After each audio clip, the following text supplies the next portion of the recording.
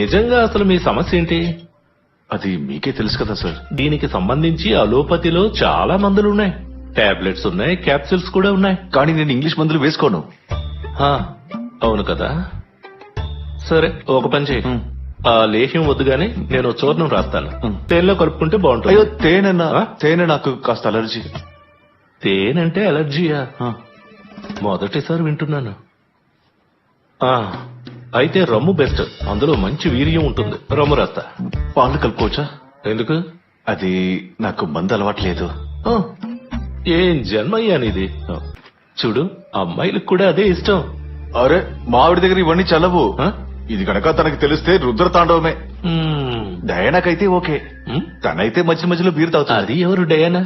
ఆ, నేను ఇంతకు ముందే మీ దగ్గర చెప్పాను కదా నా ఇంకో సెటప్ అని. సెటప్. అలాగే, సరే అయితే రమ్తోనే ట్రై చేయమంటారా? ఖచ్చితంగా.